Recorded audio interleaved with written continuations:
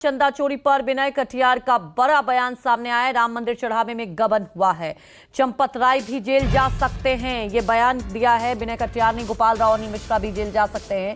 चंदा चोरी पर पीएम मोदी से बात की है। तो देखिए, जिस तरह से लगातार सवाल उठ रहे थे चंपत राय, अनिल मिश्रा, गोपाल राव के खिलाफ, और आपको बता दें ये बड़ा बयान सामने आया कि जेल जा सकते हैं, क्योंकि आपको बता दें कि फिर से एसआईटी भी पूछताछ करेगी। पूछताछ चंपत राय से भी संभव है और ये कहा जा रहा है कि ये साफ हुआ है कि पैसा गबन हुआ है। तो अब देखिए, बीजेपी के नेता भी ये मान रहे हैं।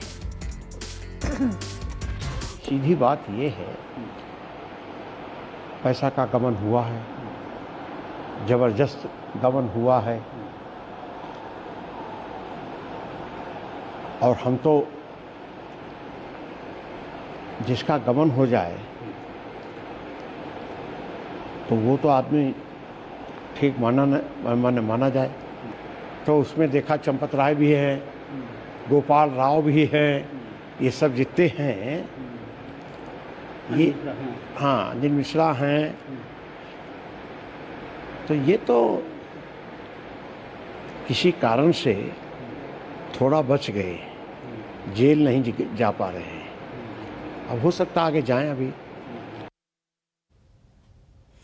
तो हमारे सहयोगी अशोक तिवारी हमारे साथ जुड़ चुके हैं सीधे लाइव। अशोक, देखिए, एक के बाद एक तरह जिस तरह से अब मामले खुलासे हो रहे हैं, अब सीधे तौर पर बीजेपी नेता ने कह दिया है कि चंपत राय भी आने वाले वक्त में जा सकते हैं। अब देखिए, एसआईटी भी दोबारा पूछताछ कर रही है। किस तरह से सवाल अब घेरे में आ चुके हैं चंपत राय से लेकर गोपाल राव? देखिए, दरअसल विनय कटियार की अगर बात की जाए तो विनय कटियार शुरुआती दौर से ही इस बात को लगातार उठा रहे हैं कि राम मंदिर में जो चढ़ावे की राशि है उसमें बहुत बड़ी हेराफेरी का काम वहां पर रहने वाले लोगों ने किया है। तो ये आरोप विनय कटियार का कोई नया आरोप नहीं है। हालांकि उनकी तरफ से ये अगर कहा जा रहा है कि वो प्रधानमंत्री से इस बारे में बात कर रहे हैं, इस पर कोई कार्रवाई होगी, तो ये एक बहुत प्रमुख बात कही जा सकती है। दूसरी महत्वपूर्ण बात यह है कि चंपत राय, अनिल मिश्रा और इसके अलावा गोपाल राव, इन तीन लोगों की जो भूमिका है, इसको लेकर अब एसआईटी पूरी तैयारी में है। आने वाले दिनों में इन तीन लोगों से अलग अलग पूछताछ एसआईटी कर सकती है, इस बात की जानकारी मिल रही है। लेकिन अभी तक इस पूरे घटनाक्रम में चंपत राय से कोई भी पूछताछ एसआईटी की टीम की तरफ से नहीं की गई है। अभी तक निचले स्तर पर जितने भी कर्मचारी थे, यानी कि जिन 8 लोगों की गिरफ्तारी की गई, वो और इसके अलावा उनके साथ जो दूसरे लोग ट्रस्ट में दान की राशि में गिनती में या पैसे को ले जाने आने में जिनकी भूमिका रहती थी, उनसे ट्रस्ट ने एसआईटी ने लगातार पूछताछ की है।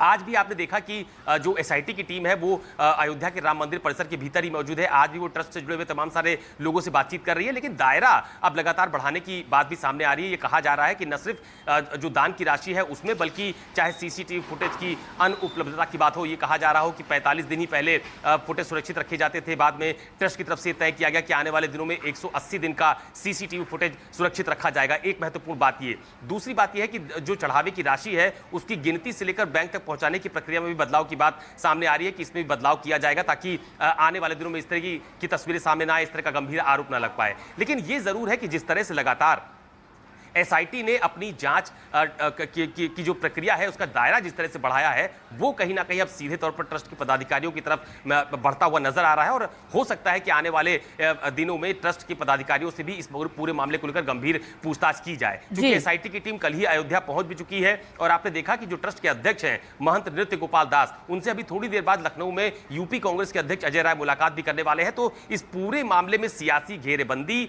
और दूसरी महत्वपूर्ण बात, जो बात लगातार विपक्ष की तरफ से उठाई जा रही है कि न सिर्फ कर्मचारी बल्कि ट्रस्ट के पदाधिकारियों का नाम भी एफआईआर में शामिल किया जाना चाहिए था, उनके खिलाफ भी गंभीर जांच कम से कम होनी चाहिए थी, तो तस्वीर और ज्यादा साफ हो पाती। तो ये दिन पर दिन जैसे एसआईटी की जांच आगे बढ़ेगी, पूछताछ की प्रक्रिया आगे बढ़ेगी, कर्मचारियों से पूछताछ हुई है, ट्रस्ट के लोगों से पूछताछ हुई है, आने वाले दिनों में ट्रस्ट के जो बड़े पदाधिकारी हैं उनसे भी पूछताछ होगी, ये बिल्कुल तय है। लेकिन इतना जरूर है कि इस पूरे मामले को लेकर एसआईटी भी अपने हर एक सवाल पर पूरी तरह से सहमत होना चाहती है, संतुष्ट होना चाहती है। और यही वजह है कि एसआईटी की तरफ से सरकार से पहले कहा गया था कि उसकी समयावधि बढ़ा दी जाए, बाद में सरकार ने 15 दिन की अवधि बढ़ा दी है। अब एसआईटी को 15 जुलाई तक अपनी जो विस्तृत रिपोर्ट है वो सरकार को सौंपनी है, उसके पहले ये पूछताछ की प्रक्रिया लगातार जारी आपको दिखाई देती रहेगी।